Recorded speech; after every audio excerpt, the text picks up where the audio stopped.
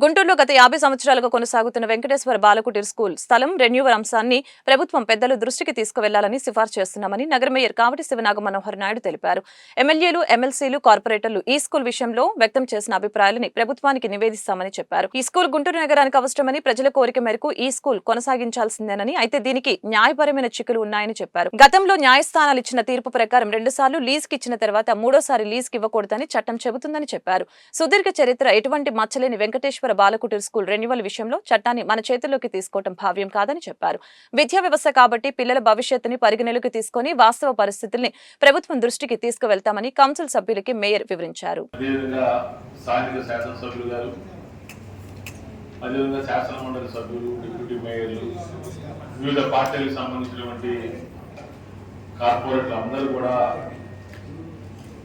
కొన్ని భిన్నాభిప్రాయాలు కూడా ఈ సభ ముందుకు తీసుకురావడం కూడా జరిగింది.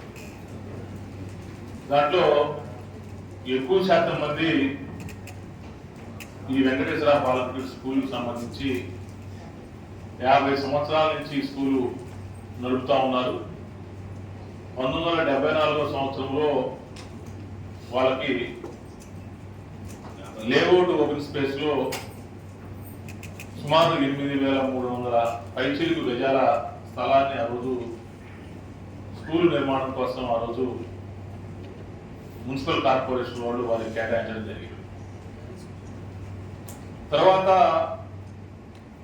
74 నుంచి 99 వరకు, దాని తర్వాత 99 నుంచి రేపు వచ్చే నెల సెప్టెంబర్ వరకు, అంటే సుమారు 50 సంవత్సరాల పాటు ఎంతో మంది విద్యార్థుల్ని ఆ స్కూల్లో చదివించి ఉన్నతమైనటువంటి స్థానాల్లో ఈరోజు గుంటూరు నగర ప్రజలు ఉన్నారనే దానికి ఎటువంటి అతిశయోక్తి లేదు, వాస్తవం.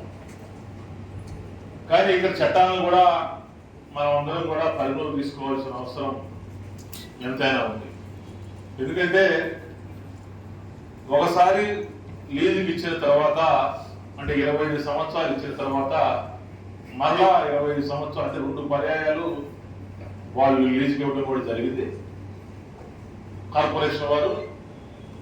కానీ కోర్టు వారు, అదేవిధంగా గౌరవ న్యాయస్థానం వారు కొన్ని పరిస్థితుల్లో కొన్ని నిర్ణయాలు తీసుకొని కొన్ని జడ్జిమెంట్లు కూడా మరి మున్సిపల్ కార్పొరేషన్ వారికి ఆదేశాలు జారీ చేయడం కూడా జరిగింది.